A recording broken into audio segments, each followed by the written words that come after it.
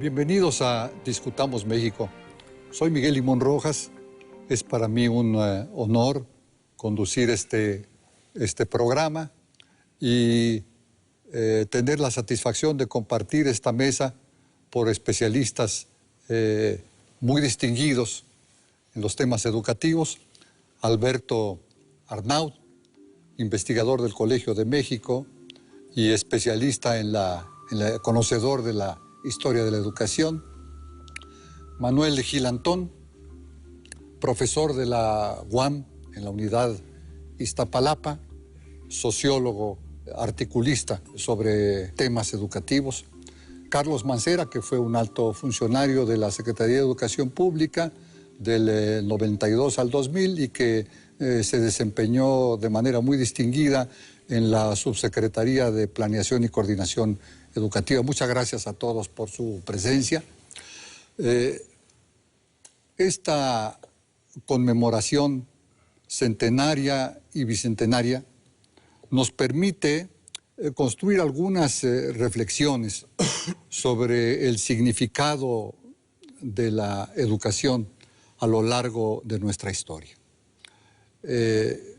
Nos permite también dar cuenta de los logros y los faltantes que en materia educativa nos llevan al presente y con los cuales tenemos que enfrentar los desafíos del futuro. En primer lugar, diría que en la visión que los mexicanos nos hemos formado sobre nuestra historia, encontramos que la lucha por la independencia y la revolución fue una respuesta al anhelo de formar un país propio, de construir un Estado nacional que sirviera para la construcción progresiva de una sociedad libre y justa. De ahí que libertad y justicia son los valores que han animado el movimiento social de los mexicanos a lo largo de la historia, y es por ello que la educación ha tenido una importancia extraordinaria. Es decir, no es posible dar pasos ciertos en el camino de la justicia y de la libertad sin cerrar la puerta de la ignorancia. De la educación esperamos conquistar mejores niveles de vida material, desarrollar nuestra cultura, formar mexicanos con capacidades para discernir, para decidir, para crearse su propio orden social y político. Y de ahí este vínculo tan fuerte, tan estrecho entre educación y democracia. No es casualidad que nuestro ideal de democracia se exprese en el contenido de nuestro artículo 3 constitucional. Ahora bien, esta conciencia sobre la importancia de la educación no surgió espontáneamente, se ha venido formando a lo largo del tiempo.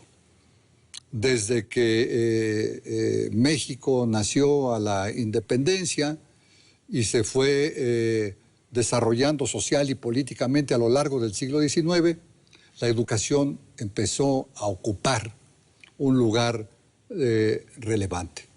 ¿Podrías, Alberto Arnaud, recordarnos cómo es que los mexicanos empezamos a atribuir a la educación ese papel relevante? ¿Cómo surgen estas nociones que tienen que ver con el nacionalismo, el laicismo, el papel del Estado en la educación? Como apuntabas, la historia de México, sobre todo la historia del siglo XIX y las primeras 4 décadas del siglo XX, son esencialmente la historia de la formación del Estado y de la nación mexicana. Y en la formación de estas dos entidades, Estado y nación, jugará un papel muy importante la educación, aún más el Estado mexicano tendrá como uno de los instrumentos esenciales para consolidarse y para construir nación al sistema educativo nacional. En estos años lo que encontramos es la construcción de un sistema educativo nacional que no existía. En la primera mitad del siglo XIX sobresalen dos objetivos esenciales en los que coincidían liberales y conservadores, centralistas y federalistas, como era la difusión de las primeras letras y un constante esfuerzo de secularización de la gestión de los sistemas escolares que tendían a llegar a los grupos, o que buscaban llegar al menos a los grupos más amplios de la población. En una segunda etapa, después de la reforma, sobre todo a partir de la Constitución del 57 y la República restaurada, el énfasis se orientará hacia la construcción de un sistema educativo nacional laico, obligatorio y gratuito en lo que se refiere a la educación primaria elemental. Pero el rasgo esencial que se introduce a partir de la Constitución del 57 es que se tratará ya no de una educación religiosa, sino de una educación laica. La Iglesia es expulsado de los órganos de dirección de la educación pública en el ámbito nacional y en el ámbito de las entidades. Entonces, ahí hay un cambio muy importante en los contenidos de la educación, ¿no? Es decir, ya el aprendizaje del alfabeto no tiene como tema central el catecismo del padre Ripalda, ¿no? Sí. Porque se trata ya de formar ciudadanos, ¿no es así, Manuel? Sí, y me parece muy importante el cómo se liga, y como nos ha dicho Alberto ahora, el esfuerzo educativo en ese tiempo está sumamente comprometido con una construcción del país que pasa por la separación Iglesia y Estado. Y es bien importante en nuestros tiempos recordarlo, porque nos constituye como nación el valor de esa separación, y por lo tanto tiene que ser una educación que dirían los clásicos de la sociología, la construcción de una moral laica. Y por tanto, del aprendizaje de lo que en ese momento se consideraba el conocimiento fundado. A mí me parece muy interesante. Entonces, no se entendió que el laicismo fuera utilizado para combatir el sentimiento religioso del pueblo, ¿no? Para nada. En esa primera etapa, el laicismo es entendido como un laicismo derivado del carácter laico del Estado, derivado de la separación entre los asuntos del Estado y los asuntos meramente eclesiásticos. Un poder social y político autónomo del poder de la Iglesia. Así es. Y además esto tuvo su impacto en los planes y programas de estudio de la primaria elemental obligatoria, porque al igual que en la primera mitad del siglo XIX se siguió enseñando lectura, escritura, cálculo, ¿no? Y para las niñas, labores propias de su sexo, como cocina, costura, pero se suprimió la enseñanza de la religión y la moral católicas.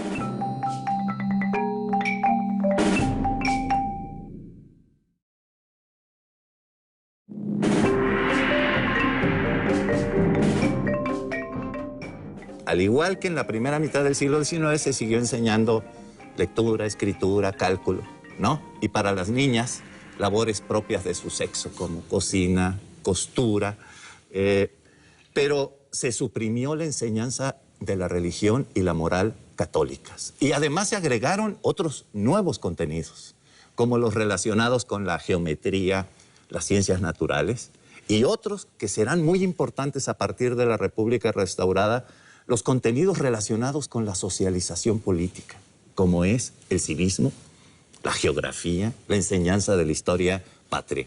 Este es un cambio fundamental, pero otro cambio adicional es que la Iglesia, que jugó un papel muy importante en la dirección educativa en la primera mitad del siglo XIX, ya no lo seguirá jugando. De hecho, fue expulsada de la gestión y dirección del nuevo sistema escolar que se empezó a construir a partir de la República restaurada. ¿Y cómo surge la idea de crear la escuela preparatoria?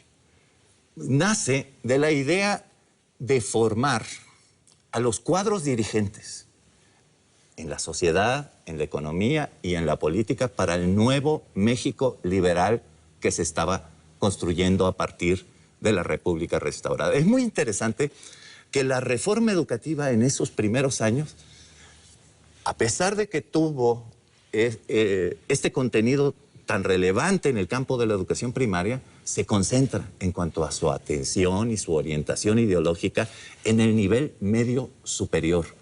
Desde el nivel medio superior iban a disparar un cambio hacia abajo, hacia la primaria, pero también hacia arriba, hacia las escuelas nacionales profesionales que entonces existían y que habían resultado de la supresión de la Universidad Nacional de México. Y a pesar de que la obra educativa de México es propiamente un patrimonio común, hay nombres que merecen ser citados, ¿no? Hubo mexicanos muy ilustres que dieron lo mejor de sí mismos para construir ese panorama de oportunidades educativas, ¿no? Podríamos mencionar algunos nombres, quizá. Yo creo que hubo dos grandes liberales y que además sus reflexiones y sus iniciativas de construcción de instituciones y de normas jurídicas para la construcción del sistema educativo nacional para el México independiente fueron José María Luis Mora y Valentín Gómez Farías. Valentín Gómez Farías, que como presidente de la República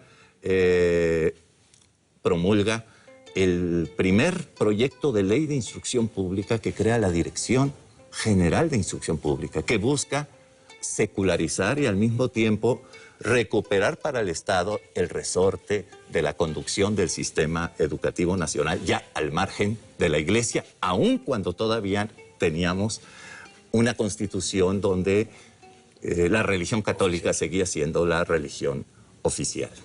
Y no es importante, Manuel, recordar también la importancia que tiene el papel de Justo Sierra como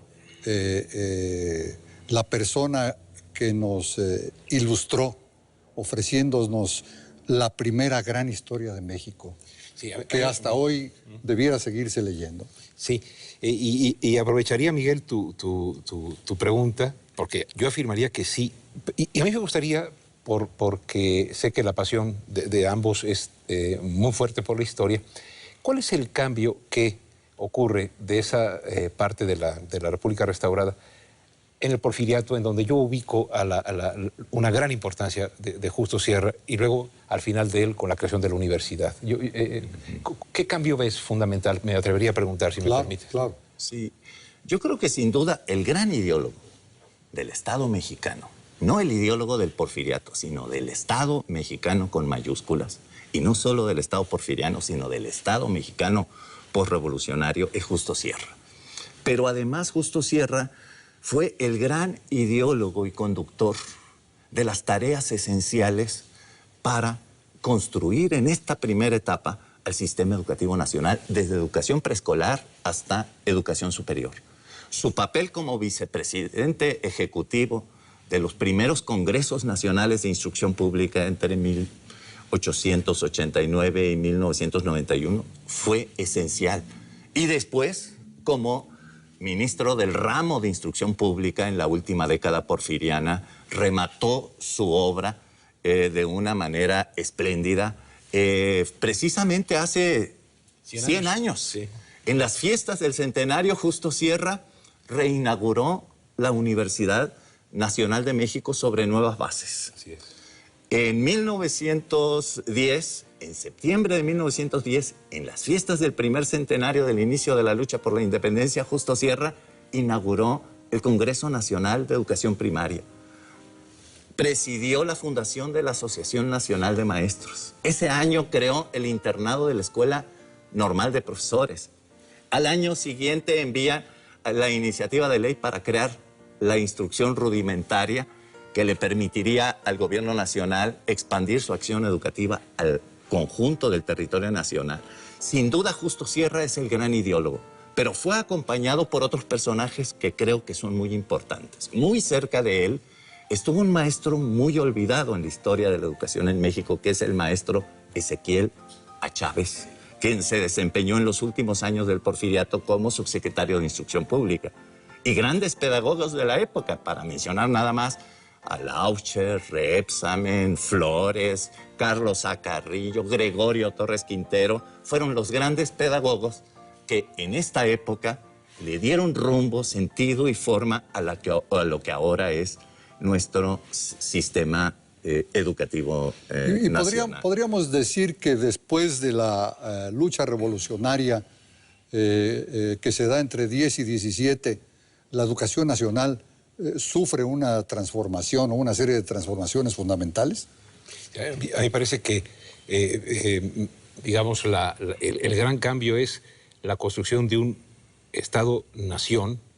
Decía Alberto con mucha razón a Justo Sierra como el que concibe al Estado en general, que creo que es el soporte sobre el cual se monta la posibilidad de construir al Estado nacional derivado de la revolución, de una revolución profundamente orientada por la justicia social, ¿no? ¿O sería que Vasconcelos, al crear la Secretaría de Educación Pública en 1921, continuó la obra de Sierra que había quedado trunca en virtud del inicio de la revolución? Eso es muy interesante. ¿Qué hay ahí de continuidad y qué hay de innovación? Sí, yo tengo la impresión de que el gran ideólogo fundador de un proyecto educativo nacional es Justo Sierra, y que José Vasconcelos fue un gran lector de muchos autores, pero entre otros de Justo Sierra. Pero que al mismo tiempo que recuperó el proyecto de Sierra, le imprimió un nuevo contenido después del periodo armado de la Revolución. Para empezar, tenía que impulsar una obra a partir de un nuevo marco constitucional, de un laicismo radicalizado por la Constitución de 1917, donde el laicismo ya no se limitaba a las escuelas oficiales públicas, sino que además se extendía a las escuelas privadas. Y un laicismo que se radicalizaba también en otro sentido, que excluía a la Iglesia y a los ministros de cualquier culto religioso de la organización y el desempeño de la docencia en cualquier nivel educativo, sobre todo en la educación obligatoria elemental.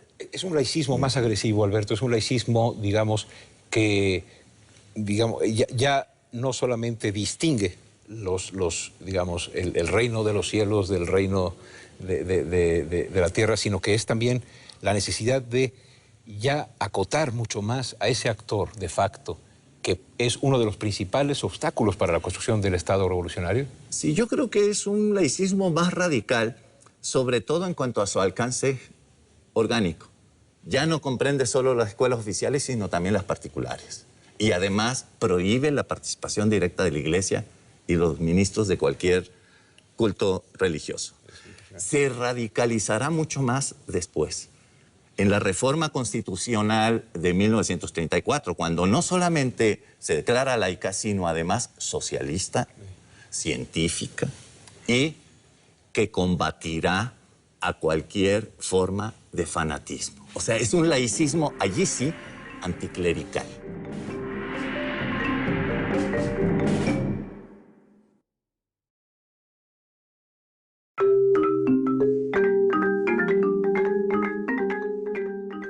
En la reforma constitucional de 1934, cuando no solamente se declara laica, sino además socialista, científica, y que combatirá a cualquier forma de fanatismo. O sea, es un laicismo, allí sí, anticlerical. Y no era, ¿no? Pero además en lo que es conocido históricamente como la educación socialista, no era como excesivo pedir que la educación o desde la educación se realizaran los grandes cambios económicos para crear un Estado socialista. Yo creo que una de las peculiaridades de la escuela mexicana, yo podría decir que es la creación más original y rica de la escuela postrevolucionaria, es la llamada escuela rural mexicana, que a diferencia de la etapa porfiriana... Pero no había sido necesaria esa reforma constitucional para realizar esa tarea desde la creación de la Secretaría de Educación Pública, con las misiones culturales, con la Escuela Rural Mexicana, con todo este grupo valiosísimo de mexicanos con los cuales Vasconcelos empezó a llevar la educación a los lugares distantes de la patria, ¿no? Sí, yo tengo la impresión de que incluso antes de esa reforma, desde la década de los 20, encontramos a la política educativa, sobre todo en lo que se refiere a la política orientada hacia la escuela rural mexicana. Eso es. ¿Sí? una nueva impronta. Ya no es el maestro encerrado en la escuela, el maestro de las zonas urbanas, sino es el maestro que es por sí mismo la escuela. Es un maestro por cada escuela construida con el apoyo de las comunidades y con una acción desde los años 20 volcado hacia las comunidades. Y además entonces es por ello que se le da la misión no solamente de alfabetizar, sino de ser un agente transformador a favor de la vida de las comunidades, ¿no? Así es, pero el énfasis en los 20 es distinto al énfasis que después se le imprimirá en los 30. En los 20 es una acción educativa orientada hacia el mejoramiento de las comunidades y hacia la integración nacional de esas comunidades, sobre todo de las comunidades más pobres, aisladas y alejadas del país. En cambio, a partir de la década de los 30, sobre todo a partir de la Guerra Cristera, la escuela rural adquiere otro contenido, un contenido mucho más anticlerical, incluso desde antes de la reforma del 34. Pero se le agrega otro contenido. Y es claro que a partir de esto surge el gran conflicto que hace exigible la reforma constitucional de 1946 y es donde aparece esta figura extraordinaria de don Jaime Torres Bodet. ¿Por qué no nos hablas un poco de eso, Manuel? Sí, a mí me parece fascinante poderlo conectar, porque creo que la historia de la educación en México, como señalaste muy bien, es como todo fenómeno social, una amalgama de cambio y permanencia. Yo que surge en la reforma del 46, del artículo tercero en 1946, surge una manera de frasear al artículo en el que ya no requiere insistir en algunas cosas porque ya son conquista, porque ya son sustrato. El laicismo, que la educación no tendrá un carácter religioso en ese sentido, que se fundará en los avances del conocimiento. Y es impresionante cómo la figura de don Jaime Torres Bodet marca el periodo que va del 40 al 80. Yo creo que aquí podemos pasar un poco más rápido que en la complejidad del siglo XIX. Y yo les propondría 3 temas que a mí me parecen cruciales en ese momento, ¿no? La visión que él tiene, yo digo que se cristaliza en que en 1959 se lanza el que para los que estudiamos educación es muy famoso, el Plan de 11 años, que lo que busca es ya la expansión y el llegar a los sitios más posibles, la educación. A lo más recóndito. A lo más recóndito. Y una cosa que es muy singular de la historia de México. En ese mismo año, siguiendo probablemente un comentario que hizo López Mateos antes de ser presidente, que es que la escuela no puede ser lo que debe ser si los papás no tienen para comprar los libros de texto.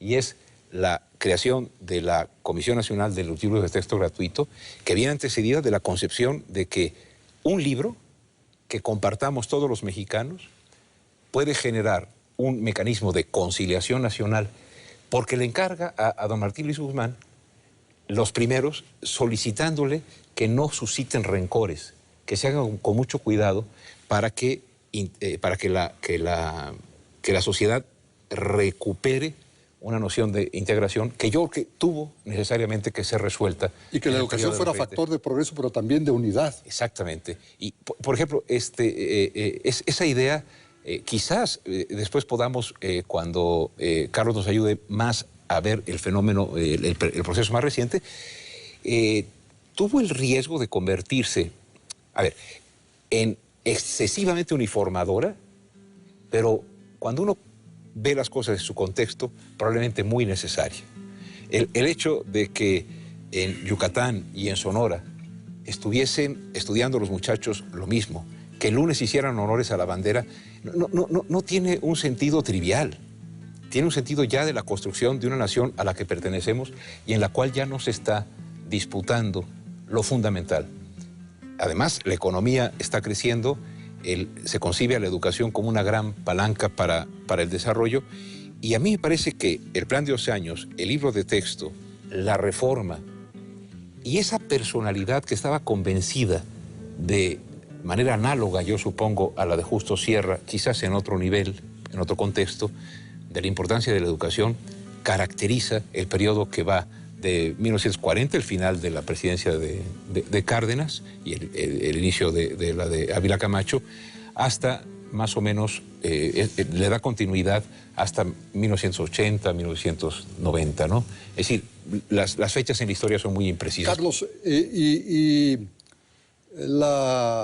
esfuerzo de llevar educación a todos los mexicanos presenta, por aquellas décadas a las que se refiere Manuel, el enorme reto de lograr una cobertura amplísima, de llevarle con la educación el ritmo al crecimiento de la población, que tiene un aumento realmente vertiginoso, y no obstante que este crecimiento no es lineal en ritmo y en velocidad, sin embargo, no le pierde el paso a la obligación constitucional de ir creando el número necesario de escuelas como lo soñaron los liberales, que haya una escuela en todo lugar donde sea necesaria, ¿no? La educación se fue volviendo mucho más compleja a lo largo del siglo XX. En 1920, después de la Revolución, eran un poco más de 10 millones de mexicanos. En 1990, al final del periodo que Manuel describe, había ya cerca de 100 millones de mexicanos. Los grupos se habían multiplicado en pensamientos, en la ubicación en el territorio nacional, en aspiraciones, en modos de mirar el mundo.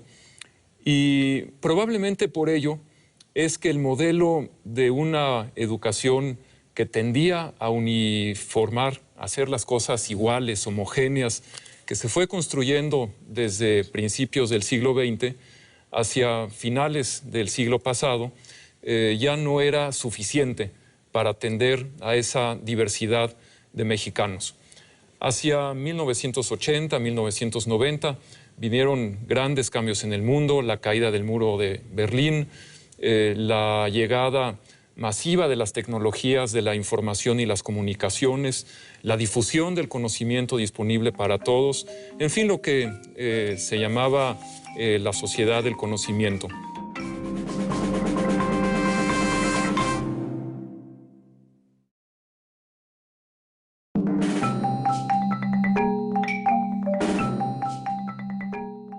Hacia 1980, 1990, vinieron grandes cambios en el mundo, la caída del muro de Berlín, la llegada masiva de las tecnologías de la información y las comunicaciones, la difusión del conocimiento disponible para todos, en fin, lo que se llamaba la sociedad del conocimiento.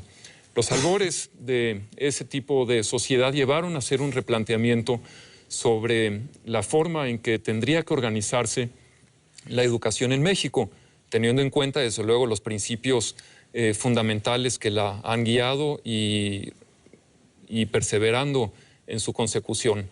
La educación popular, la educación que llega a todos, la educación laica. Pero al mismo tiempo se requería de soluciones diferentes. En ese año hubo múltiples voces, o hacia esos años, en el sentido de que para avanzar más había que abrir la educación a nuevos actores. En 1992 el gobierno federal firmó con el Sindicato Nacional de Trabajadores de la Educación y los gobernadores de las 31 entidades federativas un acuerdo nacional en virtud del cual el gobierno federal traspasó a los gobiernos de los estados más de 100,000 escuelas y alrededor de 700,000 maestros y trabajadores de la educación. ¿Esto es lo que se llamó la federalización educativa? Se llamó la federalización educativa, que quizás dicho en un término más claro para significar lo que fue, tendría que llamarse la descentralización educativa. Significó que los gobiernos de los estados asumieran la responsabilidad exclusiva de prestar los servicios de educación básica. Carlos, perdona, y creo que es muy importante lo que está pasando, porque en el periodo anterior era indispensable uniformar, casi que ponerle uniforme a la escuela, ¿no? En contenidos, en el libro, etc. Y como dice, se complejiza el país. Entonces, que esto quizá fue una necesidad en un tiempo y que deja de serlo conforme el país crece, la diversidad se enriquece, el país se complica, ¿no, Carlos? El censo de 1990 indicó que en ese año cerca de 15% de los niños y jóvenes entre 6 y 14 años de nuestro país estaba fuera de la escuela. En algunos estados ese porcentaje llegaba a más de 25%. Era una cifra completamente inaceptable, en primer lugar por el afán añejo de que todos los mexicanos tuvieran acceso a la escuela y terminaran, por lo menos en aquel entonces, la educación primaria. Pero en segundo lugar, y más importante para ese momento, en vista del hecho de que ante el avance en la sociedad del conocimiento y la necesidad de la escolarización como una condición para poder progresar y aprovechar los beneficios del conocimiento, era inaceptable que un porcentaje tan alto de mexicanos siguiera sin acceso a la escuela. Estos concentrados principalmente en comunidades rurales, marginadas, indígenas. Igualmente grave era que entre los jóvenes que llegaban a la edad adulta, apenas la mitad tenía la educación secundaria completa. En esas condiciones México no podía transitar con éxito hacia la sociedad del conocimiento. El Acuerdo Nacional para la Descentralización en 1992 se propuso inyectar nueva vitalidad al sistema educativo. Al tiempo que la Secretaría de Educación Pública conservó sus atribuciones para dar una orientación nacional a la educación y además compensar de manera más clara y explícita a los grupos con necesidades de apoyos adicionales, se introdujo la posibilidad de que los gobiernos locales de los estados, que son quienes tienen la responsabilidad más cercana con sus habitantes, quienes deben rendir cuentas respecto del avance social, educativo y de todos los órdenes de aquellos que son gobernados cercanamente por los gobiernos estatales, pudieran tener un avance adicional. Es decir, había un propósito muy claro de acercar los centros de decisión de la atención a las necesidades educativas del país a los lugares donde la educación se produce, ¿no? Es decir, acercar la decisión administrativa al lugar donde están las escuelas. La decisión administrativa y también política. Gracias a esa descentralización, en las campañas para gobernador en los estados, en las campañas para elecciones de presidentes municipales, en el discurso local, la educación cobró una importancia que se había perdido en virtud de la larga trayectoria, el largo camino centralizador que la educación había tenido en nuestro país y que fue necesaria. En ese momento, el posicionamiento de la educación como una variable no solamente para el avance social y económico, sino también para el quehacer político local, significó que ésta ocupara una prioridad más alta, que fuera puesta en un lugar más elevado en el discurso social y político. ¿Y cómo esto ocurre, Carlos, en el contexto de una política neoliberal? Es decir, ¿cómo explicas la compatibilidad entre una política neoliberal y la creación de fondos especiales para asegurar que los familias pobres de la población pudieran acceder a la escuela y permanecer en ella? El neoliberalismo no tocó a la educación y no lo ha tocado. El neoliberalismo puede ser entendido como una filosofía que esencialmente deja a cada quien en su suerte y no da apoyos a aquellos que más los requieren para poder salir adelante. Pero entonces podemos decir, Carlos, que esta causa en la que está inscrito el esfuerzo nacional en favor de la educación pública se sirvió de nuevas circunstancias para apoyar la educación popular y su desarrollo. Se nutrió de la filosofía de la educación popular, el afán liberal de que todos los mexicanos tuvieran una educación que les permitiera participar activa y productivamente en la sociedad, y al mismo tiempo echó mano de las nuevas circunstancias, advirtió las nuevas necesidades, la importancia que tendría renovar el modelo de organización educativa en el país para inyectarle vitalidad. Entonces, la reelaboración de los contenidos tampoco tuvo un giro, digamos, distinto al de la corriente histórica. No, la educación sigue persiguiendo los mismos fines, que son los que están establecidos en el artículo 3º constitucional. Pero no solamente eso, sino que al quedar más claramente definidas las atribuciones y las responsabilidades del gobierno federal, se hizo evidente que la acción compensatoria debía ser parte central de la política. No bastaba, como se pensaba anteriormente, con simplemente poner escuelas con el buen deseo de que los alumnos asistieran y aprendieran. Hubo conciencia de que las escuelas que servían a las comunidades marginadas requerían de apoyos adicionales.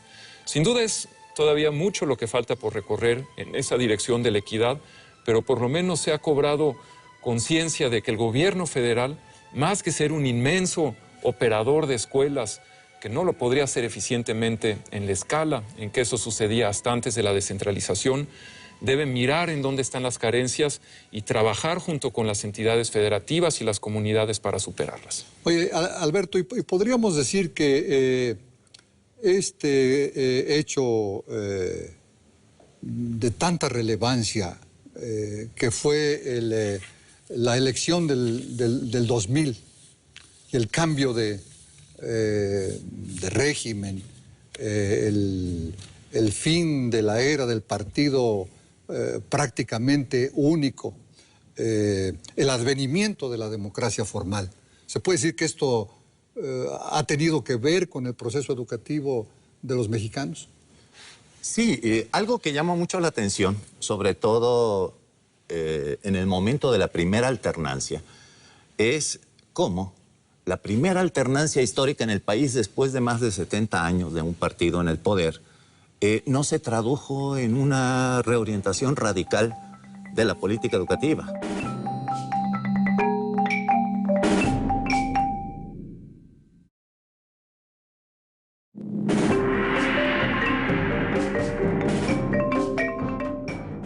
Sí, algo que llama mucho la atención, sobre todo en el momento de la primera alternancia, es cómo la primera alternancia histórica en el país después de más de 70 años de un partido en el poder no se tradujo en una reorientación radical de la política educativa.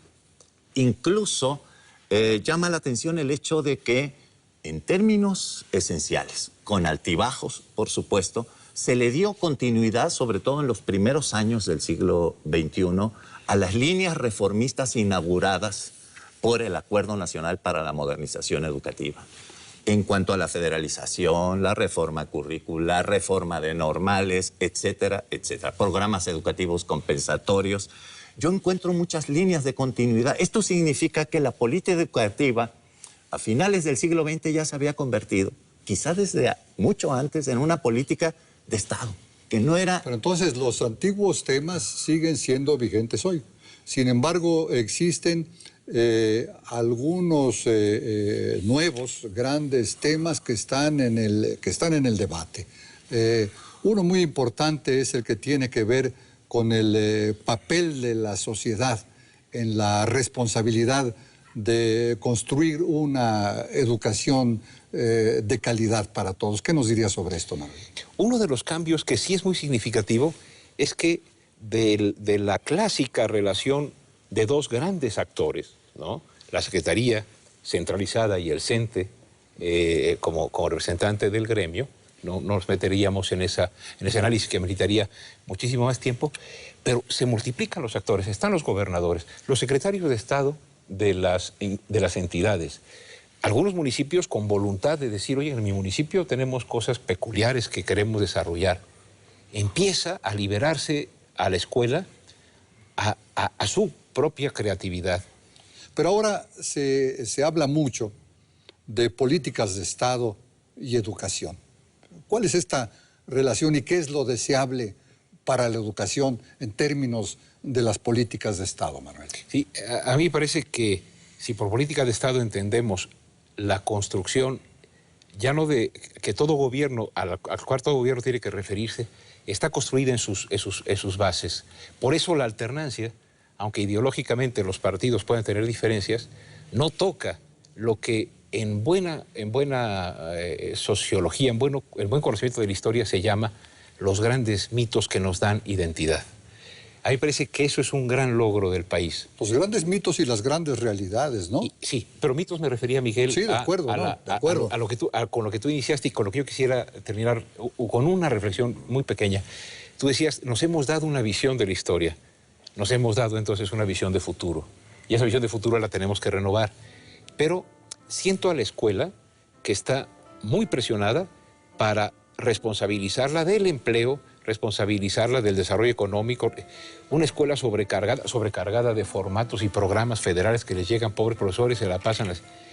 Yo quisiera sugerir a ustedes, ¿qué opinan? Yo creo que una función de la escuela que es crucial para enfrentar incluso a los medios y sus modelos de éxito, e incluso a los modelos de éxito que el narcotráfico y la delincuencia están promoviendo, centrar también a la escuela en la construcción de un referente de moral laica que signifique un profundo sentido ético. Es decir, en esa diversidad yo asumiría lo que dijo Octavio Paz. Para ser yo, he de ser otro, salir de mí, saberme entre los otros. Los otros que no son si yo no existo, los otros que me dan plena existencia. Esa tarea en este mundo diverso, plural, que explota en la diversidad, es fundamental que la escuela la haga, ¿no? Yo añadiría que esa tarea nueva que tiene la escuela requiere de avanzar más en la dirección de que las escuelas tengan la confianza del Estado y de la sociedad para poder cumplir su función educadora. En la época centralizadora de la educación y de los libros de texto como referente pedagógico esencial y muchas veces único, bastaba con que en las aulas se reprodujeran los contenidos determinados centralizadamente por el Estado y que aparecían en los programas de estudio y sobre todo en los libros de texto. Hoy ese modelo no es suficiente, probablemente ni siquiera sea el adecuado para construir el tipo de moral ciudadana que se va haciendo indispensable. Las escuelas hoy efectivamente deben trabajar con los alumnos en resolver los dilemas éticos que se van presentando, trabajar a partir de las circunstancias de las localidades, de las dudas que presentan los niños y que ya no pueden ser atendidas conforme a referentes morales, religiosos o conforme a una moral única que el Estado impulsa. Hoy se requiere el desarrollo del juicio moral, del pensamiento correcto para la convivencia, para el desarrollo colectivo, para que los alumnos se conozcan a sí mismos y sepan cómo enfrentarse a las circunstancias complejas y variantes que la vida les va a ir presentando. Y todo esto respaldado por políticas de Estado.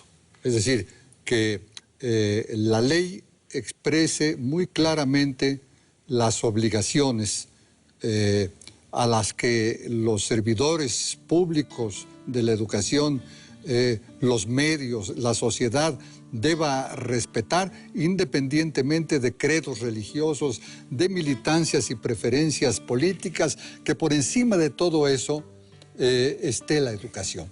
Y que la educación esté respaldada, yo les propondría a ustedes que pudiéramos acordar, es decir, por un gran acuerdo nacional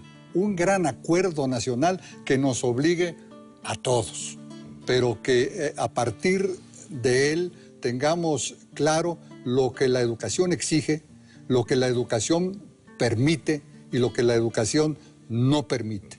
Es decir, no podemos nosotros pedirle al sistema educativo nacional y a la escuela lo que la sociedad no esté dispuesta a dar. Sí, sobre estas reformas para el futuro que se deben de profundizar, yo creo que una muy importante es las que derivaron de la federalización. La federalización resolvió la sobrecarga en el centro y la redistribuyó, la sobrecarga de responsabilidades que estaba en el centro entre los estados y las escuelas. Pero a la vuelta de casi 20 años, esta sobrecarga que antes estuvo en el centro nacional, ahora se ha trasladado al centro de cada estado y, lo que es más grave, al centro de cada escuela. Allí hay problemas de conducción y de gestión que se tienen que resolver, desde luego, liberando a las escuelas de esta sobrecarga que las está agobiando y esto es asfixiando. esencial, esto que estás expresando es esencial, Alberto. Y es tan esencial como la vigencia de los antiguos principios que nos hicieron dar pasos decisivos en la construcción de un gran sistema nacional al que mucho le debemos, que nos ha dado tanto y con el que tenemos tantas deudas, para que la educación siga sirviendo como base fundamental en la construcción del país, en la noción vigente de la patria a la que nos debemos, y que para que ella siga existiendo y nos siga cobijando, hay que seguir portándonos bien con la educación. Como has dicho, Miguel, permíteme terminar citándote, la escuela de todos los mexicanos ha construido a este país con sus grandes posibilidades y también con sus limitaciones. Y en consecuencia, lo peor que le puede pasar a la educación es estar presa de la próxima elección. Tiene que estar pensando en la próxima generación, en las próximas generaciones. Ese acuerdo nacional es muy urgente. Ese acuerdo nacional es además doblemente importante si pensamos en que las escuelas deben estar al centro del quehacer educativo. No podemos pensar en ellas como sitios de control. Hay que apostar a la creatividad de los maestros, a la imaginación de los alumnos, al liderazgo de los directores. Y eso implica confianza en las escuelas, apoyo a las escuelas, instrumentos para que las escuelas... Respeto a las escuelas. Den cuentas de cómo responden a esa confianza. Y también significa que las escuelas quedan en una circunstancia de mayor vulnerabilidad para ser invadidas por propósitos no educativos frente a esa capacidad adicional que deben tener para decidir las cosas. Bien, pues se nos ha terminado el tiempo. Desgraciadamente podríamos conversar Toda la vida. Horas y toda la vida, pero muchas gracias a ustedes por su presencia y gracias a nuestra audiencia por su amable atención.